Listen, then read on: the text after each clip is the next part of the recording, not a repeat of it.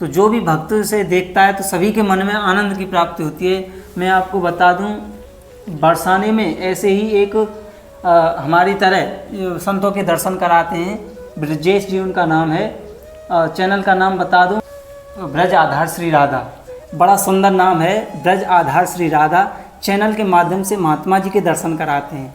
बड़े ही कई सालों से लगे हुए हैं, संतों के दर्शन कराते हैं, संतों की सेवा करते हैं। शाम को प्रतिदिन 150 से 200 संतों को भोजन भी कराते हैं। उनसे ही मुझे ये प्रेरणा मिली कि मतलब जब ये कर सकते हैं, उनकी वीडियो को देख कर के मुझे बड़ा आनंद सा मिलता था। जब मुझे उनसे ये आनंद मिलता था, वीडियो को देख देख कर ही इतना आनंद आता था, तो मेरे मन में विचार आया क्यों ना हम भी ऐसा करें। जब वीडियो को देख कर के इतना आनंद आ रहा है, संतों के पास जाने से कितना आनंद मिलेगा। तो ये हमने समाज के लिए, अपने लिए और जन कल्याण के लिए ये कदम उठाया कि जिससे हम संतों के दर्शन करें, संतों के दर्शन कराएं और संतों की वाणी से किस प्रकार उद्धार हो सकता है वो हम मतलब अपने चैनल के माध्यम से समाज को दिखाते हैं। राधे राधे। आप सभी की भक्तों के चरणों में संत सेवक राजेश पचौरी का कोटि कोटि नमन। आज हम आपको आपके अपने चैनल ब्रज में संत समागम हरि कथा में एक बार फिर ऐसे दिव्य संत के दर्शन कराएंगे जिसके प्रवचन सुन आपकी आत्मा तृप्त हो जाएंगी, आप खुश हो जाएंगे। आइए हम आपको ऐसे दिव्य संत के दर्शन कराते हैं। ये नंदगांव के ऐसे स्थान पर हैं जहाँ भगवान शंकर जी स्वयं श्री कृष्ण जी के दर्शन करने आए थे और यहाँ आस लगाकर बैठ गए थे। यहाँ पर श्री कृष्ण जी की दर्शन करने के लिए शंकर भगवान ने आस लगाई और तब तक जब तक उनको श्री कृष्ण जी के दर्शन नहीं हुए तब तक वो यहाँ से गए नहीं थे। आइए हम आपको ऐसे दिव्य संत के दर्शन कराते हैं जो नंदगांव में विराजमान हैं। आइए संत महात्मा जी को प्रणाम महाराज जी।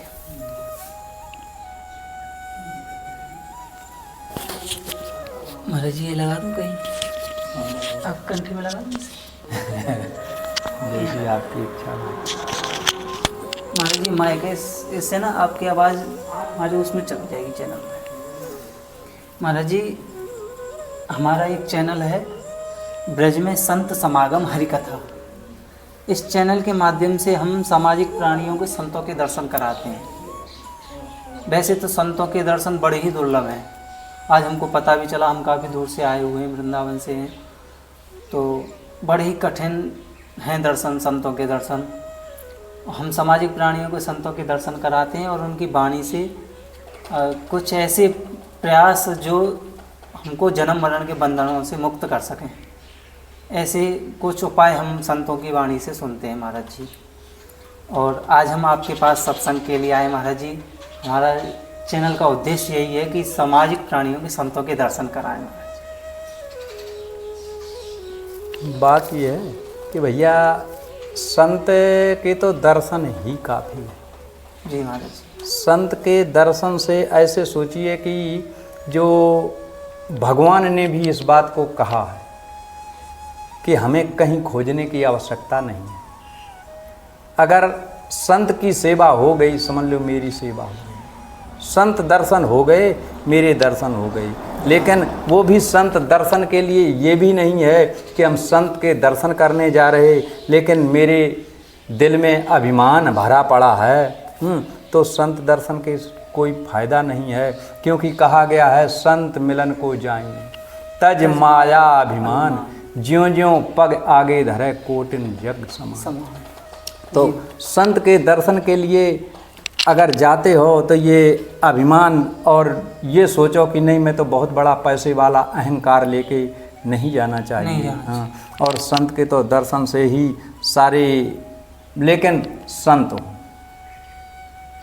संत हो महाराज जी। संत की क्या पहचान है महाराज? कहने का मतलब ऐसा नहीं कि संत जो वास्तविक, उनको माया मोह से मतलब विशेष नहीं होना चाहिए। अपने सिर्फ उनको प्रभु के ही लीला कथा, हरि कीर्तन, हरि गुणगान, हरि स्मरण में जो लौलीन हैं। कहने का मतलब जो संत हैं, और उन संत को नहीं, मैं तो हर किसी के लिए यही बात कहना चाहता हूँ कि जिन्होंने अपना सब कुछ उन पे छोड़ रखा है, और जो उनके सहारे हैं उनको कहीं जाने की, आने की, किसी से मांगने की कुछ भी आवश्यकता नहीं है। वो तो ऐसे सोचिए कि आप ही, हमें चिंता नहीं उनकी, उन्हें चिंता हमारी। जी तो हमारा कहना ये है कि उनको तो हमसे ज़्यादा उन्हें मेरी चिंता है। वो तो अगर किसी के पास मांगने और आने जाने की आवश्यकता नहीं,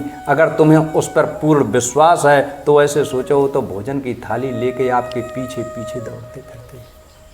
जी तो कहने का मतलब सीधी बात, भगवान के हरि के नाम में वो शक्ति है, कितनी बताऊं कि हरि नाम, प्रभु के नाम में शक्ति से ऐसे सोचिए कि जो पत्थर थे वो पत्थर भी पानी में तैर गए। जी भगवान के नाम में तो अपार शक्ति है, लेकिन उसके नाम में विश्वास करो, भगवान पे विश्वास करके देखो, उसके समर्पित हो जाओ।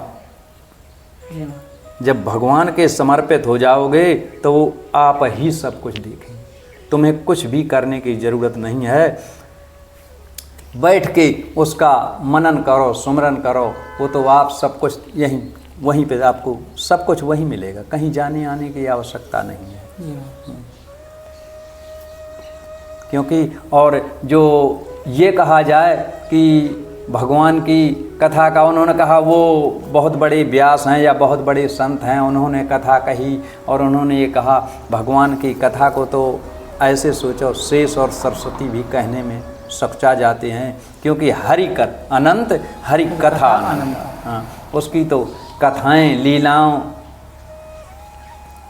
का कोई पार नहीं है, अनंत है, कोई अंत ही नहीं है। जी महाराज जी। तो हमारा तो कहना एक ही है कि भैया सब कुछ त्याग के, काम, क्रोध, लोभ, मोह सब कुछ छोड़ के भगवान के चरणों में अपना मन समर्पित करो। महाराज जी, सेवा की बात कहें तो सबसे बड़ी सेवा कौन सी है? ऐसी संतों की सेवा करें, गोपाल जी की सेवा करें, ठाकुर जी की सेवा करें, माता पिता की सेवा करें, ये सेवा क्या है? सबसे अच्छी सेवा कौन सी है? देखो ऐसा है कि माँ बाप की तो भाई सेवा करनी ही करनी है, माँ बाप की तो सेवा करनी ही करनी है। और जब भगवान ने एक ही बात कह दिया कि संत के दर्शन में ही मेरे दर्शन है, तो संत की सेवा करोगे तो भगवान आप ही आप चले आएंगे। प्रभु तो संतों के बंधन में हैं। वो भी कह देते हैं कभी कभार कि संत हमारे मुकुटमणि, मैं संतों के दास। भाई ऐसे सोचो, भगवान के नाम में, भगवान की भक्ति में इतनी बड़ी शक्ति है कि आपको जरूरत नहीं, वो तो खिंचा चला आता है, दौड़ा चला आता है। महाराज जी, ऐसा हमारे जन्म मरण के बंधनों से कोई ऐसी मुक्ति पाने का कोई साधन, कोई हरिनाम, ऐसा कोई सरल सा उपाय महाराज जी ऐसा बताइए जिससे हम इस भवसागर से सहज ही पार हो जाए। सहज पार तो एक ही बात है, अब संत सेवा करो। संत सेवा के अलावा ये कहा गया कि कलयुग केवल नाम आधारा, सुमिर सुमिर नर उतरहि पारा। तो कलयुग में सबसे बड़ी फायदा तो यही है कि और जो युग थे उन्होंने जप करो, तप करो, यज्ञ करो, दुनिया के काम करने पड़ते थे। इसमें तो सिर्फ नाम से ही, भगवान के नाम से ही उद्धार हो जाता, मुक्ति मिल जाती। महाराज जी, जैसे आपने कहा राम नाम लेने से उद्धार हो जाता है। जैसे व्यक्ति का जब अंतिम समय आता है, उस समय अगर वो राम का नाम नहीं ले पाता है, और वैसे उसने खूब राम का नाम लिया, खूब संत सेवा की, सब कुछ किया, हरि नाम हरि भजन किया, लेकिन अंत समय उसे राम का नाम कैसे निकले और ना निकले तो क्या होगा? नहीं निकलेगा। उसका कारण है ना कि वहाँ बैठ के ये सांसारी बातों को छोड़ के वहाँ हरि चर्चा करो, हरि कथा करो, वहाँ पे हरि कथा, हरि चर्चा करो, हरि कीर्तन करो। ऑटोमेटिक ऐसे सोचो उनका भी ध्यान उसी में लगेगा, और जब उनका ध्यान लगेगा तो भगवान का तो कहना है कि हमें तो कैसे भी कोई जरूरी, चाहे खुशी से, सुख में, दुख में, सोते जागते, गुस्सा में, खुशी में, कैसे भी नाम लो, हम तो उसी में खुश हैं।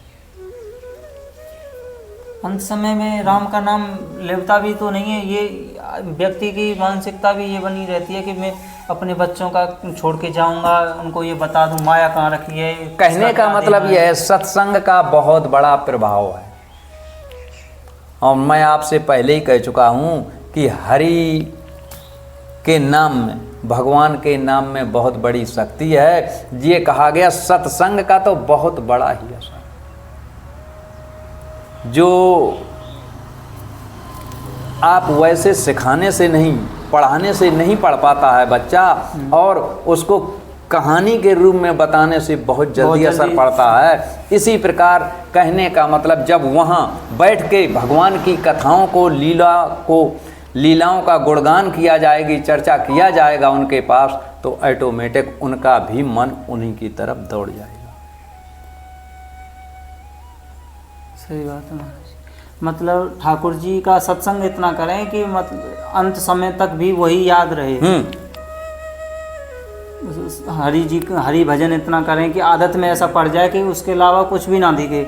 अगर कोई पानी पिलाने वाला भी हो तो वो हरि को ही याद करे, खाने खिलाने। जैसे कहीं आप जाते हैं तो जैसे भंडारे वगैरह होते हैं, उनमें जब संतों के यहाँ प्रसाद पाते हैं संत लोग या भक्त लोग, तो वो कहते भैया राधे पूड़ी, हाँ राधे महाप्रसाद, वो हर बात में राधे राधे कहते हैं। हाँ, तो कहने का मतलब ऐसे नहीं तो ऐसे नाम तो ले ही रहे, कैसे भी करके उसे आदत में डाल दें, जिससे हर सांस पे राधे राम कृष्ण जो भी है सब आदत में डाल दें, तो अंत समय में वो राम नाम। इसीलिए कहते श्वास श्वास में राम है, श्वास श्वास मत खो।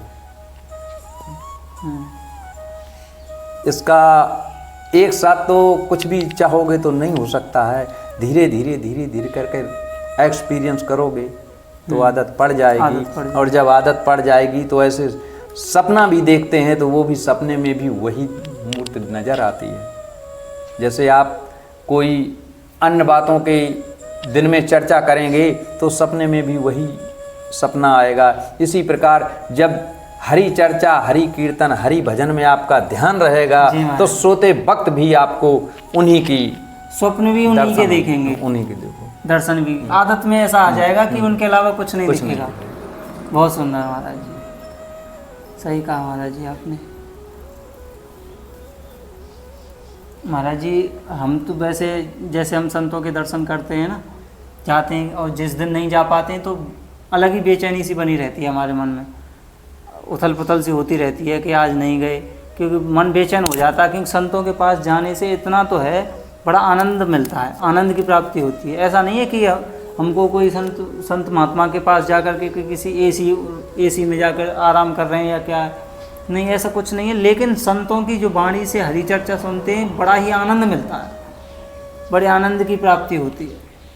इसलिए हम अपने चैनल के माध्यम से हम तो संतों के दर्शन करते ही हैं, ऑनलाइन सभी जो समाज में, विश्व में ये हमारी वीडियो फैलती है, तो जो भी भक्त से देखता है तो सभी के मन में आनंद की प्राप्ति होती है। मैं आपको बता दूं, बरसाने में ऐसे ही एक हमारी तरह संतों के दर्शन कराते हैं, ब्रजेश जी उनका नाम है। चैनल का नाम बता दूं, ब्रज आधार श्री राधा, बड़ा सुंदर नाम है, ब्रज आधार श्री राधा। चैनल के माध्यम से महात्मा जी के दर्शन कराते हैं, बड़े ही कई सालों से लगे हुए हैं, संतों के दर्शन कराते हैं, संतों की सेवा करते हैं। शाम को प्रतिदिन 150 से 200 संतों को भोजन भी कराते हैं। उनसे ही मुझे ये प्रेरणा मिली कि वैसे मैं बता दूं, वो मेरे जीजा लगते हैं, मेरी बहन भाइयों के लिए वो मेरे जीजा लगते हैं। उनसे ही मुझे प्रेरणा मिली कि मतलब जब ये कर सकते हैं, उनकी वीडियो को देख कर के मुझे बड़ा आनंद सा मिलता था। जब मुझे उनसे ये आनंद मिलता था, वीडियो को देख देख कर ही इतना आनंद आता था, तो मेरे मन में विचार आया क्यों ना हम भी ऐसा करें। जब वीडियो को देख कर के इतना आनंद आ रहा है, संतों के पास जाने से कितना आनंद मिलेगा। तो ये हमने समाज के लिए, अपने लिए और जन कल्याण के लिए ये कदम उठाया कि जिससे हम संतों के दर्शन करें, संतों के दर्शन कराएं, और संतों की वाणी से किस प्रकार उद्धार हो सकता है वो हम मतलब अपने चैनल के माध्यम से समाज को दिखाते हैं। बहुत सुंदर महात्मा जी। आनंद का तो मतलब है उनका नाम ही सच्चिदानंद। जी महाराज। उनका नाम ही है सच्चिदानंद, सच्चित आनंद। सच्चित आनंद। तो फिर उसकी लीलाओं में, कथाओं में तो आनंद ही आनंद है ही। जी हाँ।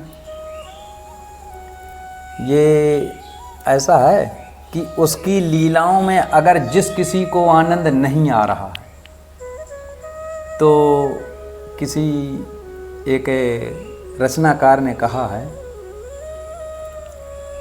तुलसीदास जी कहते हैं कि तुलसी पिछले पाप से हरि चर्चा न सुहाए, या काहू से लड़ मरे या उठ के भाग जाए। भाग जाए। कहीं ओम नमो नारायण कहने का मतलब, अगर कहीं हरि कीर्तन, हरि भजन, हरि चर्चा, हरि की लीलाओं का, प्रभु की लीलाओं का गुणगान हो रहा है, और वहाँ पहली बात तो वो जाता नहीं है, अगर जाएगा तो वहाँ उसको वो पसंद नहीं आएगी, क्योंकि उन लीलाओं से उनको आनंद नहीं आ रहा है। तो या तो वहाँ वो बैठ के बात करेंगे, डिस्टर्ब करेंगे, जयराम थोड़े उधर आ, या तो डिस्टर्ब करेंगे तो पास वाला उनको रोकेगा, तो उससे उनका झगड़ा होगा, और नहीं तो फिर वहाँ से उठ के चले जाएंगे कि नहीं आनंद नहीं आता है। तो ये सब पूर्व जन्म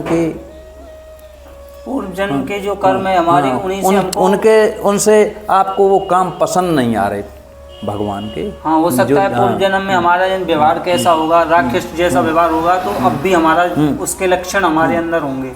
और पूर्व जन्म में अगर हमारे अंदर थोड़ी सी भी भक्ति होगी, तो हमारे अंदर इस युग में भी, इस जन्म में भी भक्ति के लक्षण होंगे। ये है मतलब उसका। बहुत सुंदर महात्मा जी। तो हो सकता है, अब तो शायद महात्मा जी ये सही बात कही आपने कि पूर्व जन्म के लक्षण होते हैं। हो सकता है हमने कोई पूर्व जन्म में पहले कोई थोड़ा बहुत भक्ति की हो, या थोड़ा संतों के दर्शन किए हों, तो वो अब मिल रहा है। लेकिन पूर्व जन्म में तो हम मुक्त हुए नहीं है, मुक्ति नहीं हुई हमारी, और हमको अब भी नहीं लगता कि इस जन्म में ही हमारी मुक्ति हो जाए, क्योंकि हमने ऐसे कर्म किए नहीं। आपने ये कैसे जान लिया महात्मा जी? क्योंकि हम ऐसे कर्म कर ही नहीं रहे हैं कि जिससे हमारी मुक्ति हो जाए। लेकिन हम इतना जरूर सोच सकते हैं कि अगला जन्म अगर इस युग में, इस जन्म, उस गीध ने कौन सा ऐसा कर्म किया था? केवट ने कौन सा ऐसा कर्म किया था? पूर्व जन्म में कोई किया होगा महाराज जी। गीध, गड़का, अजामिल। हाँ जी महाराज जी। केवट, गीध, अजामिल तारे, तारी मीरा बाई, और सुया पढ़ावत गड़का तर गई सदन कसाई। वो तो कसाई थी। आपने कसाई ये कैसे होकर के भी मतलब तार दिए। ये सही बात तो है। कहने का मतलब नहीं, ये है कि आप ये कैसे कह रहे कि हमने ऐसा नहीं किया? आप आगे की बात को कैसे जान रही? त्रिकालदर्शी हैं। नहीं, आगे की तो नहीं कह रहा हूँ मैं महाराज जी। हो सकता है भगवान ऐसे दर्शन हो जाएं ठाकुर जी के, हम भी तिर जाएं, संतों की कृपा हम पे ऐसी हो जाए कि इसी जन्म में हम तिर जाएं। लेकिन जब ये कहा गया जन्म जन्म मुन यतन कराही, अंत राम कही आवत नहीं, वो जन्म जन्म यतन करने पे राम नहीं कहने आता है। लेकिन ऐसा नहीं कि कुछ ऐसे कर्म हमने किए हैं जो अंत समय राम ही पर हमारा ध्यान पहुंच जाता है। बात यही है कि अंत समय पर राम याद आ जाता है तो हम तिर जाएंगे। सही बात। बहुत सुंदर बात।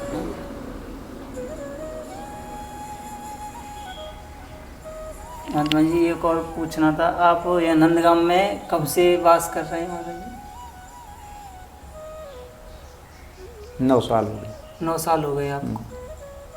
वैसे कहाँ से हैं महाराज जी आप? वैसे तो कानपुर से। मेरा गुरु स्थान कानपुर में है, नौरैया खेड़ा, दादा नगर, नहर कोठी, शेड नंबर 5। मेरे देखो ये गुरुदेव आपके सामने ऊपर विराजमान है। बहुत ही दयालु संत,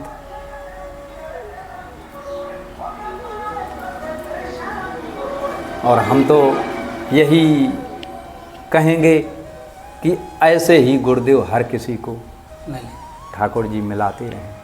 क्योंकि ये तो बहुत ही दयालु है। दयालु क्या, ये तो ऐसे सोचो दया के सागर है। महात्मा जी, हम पे आपकी ऐसी कृपा बन जाए, संतों के दर्शन करते हैं, हो सकता है किसी दिन आपकी ऐसी बात कोई हमारे दिल को लग जाए, ठाकुर जी का भजन करते रहें। हालांकि मैंने ज़्यादा इनकी सेवा नहीं की, गुरुदेव की सेवा मैं ज़्यादा नहीं कर पाई, क्योंकि मैं यहाँ ठाकुर सेवा में व्यस्त बना रहा, लेकिन कृपा सब उन्हीं की है। कृपा गुरुदेव की ही है, उनका बहुत बड़ा मेरे ऊपर आशीर्वाद है। तो उनकी तो सेवा नहीं कर पाए, लेकिन उन्होंने मेरे से एक ही बात कहा कि लाला, मेरा गुरुदेव ने दिया हुआ नाम एक छोटा सा है, श्री श्री 108 बाबा शिवराम गिरी महाराज। तो उन्होंने कहा, लाला शिवराम गिरी तू ब्रज में चला जा और वहीं जाके जीवन यापन करो। और लेकिन वो उनका जब भी मेरी बात होती थी तो वो बार बार यही कहते थे, लाला मेरा आशीर्वाद है सदा आपके साथ, आप आनंद किए जाओ और भगवान का भजन करो। 2 शब्द के अलावा वो कभी तीसरा शब्द नहीं कहते थे। लाला आनंद किए जाओ, भगवान का भजन करो, भगवान के भजन में ही सार है, बाकी सब कुछ दुनिया में बेकार है। वो यही कहते थे। तो उनका बहुत बड़ा आशीर्वाद, बहुत बड़ी मेरे ऊपर कृपा है, जो यहाँ मैं जैसी कुछ बन रही है इस प्रभु की सेवा कर रहा हूँ। और तब से मैं यही इस छोटे मोटे गोपाल मंदिर में अपना ब्रजवास कर रहा हूँ। गुरु जी की प्रेरणा से आप ब्रज में आए? हाँ, गुरु जी की प्रेरणा से ब्रज में।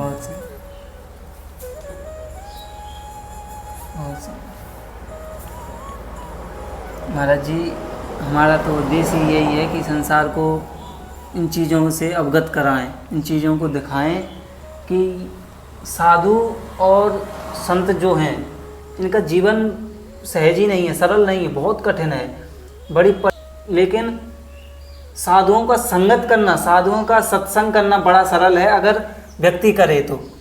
क्योंकि इस चैनल के माध्यम से तो हम तो आपके पास आ गए, लेकिन हर कोई व्यक्ति आपके पास नहीं आ सकता। संसार कोई हर किसी साधु संत के पास नहीं जाता है, लेकिन हम संतों को अपने चैनल के माध्यम से समाज के पास ले जाते हैं। इसी चैनल के माध्यम से लोग संतों के दर्शन करते हैं, जो सेवा हो सकती है तो वो सेवा भी करते हैं। महाराज जी, आपके दर्शन करके हम देखो, संत बनना तो बहुत सरल काम है, संत बनना बहुत ही सरल काम है, लेकिन संत होना बहुत कठिन काम है।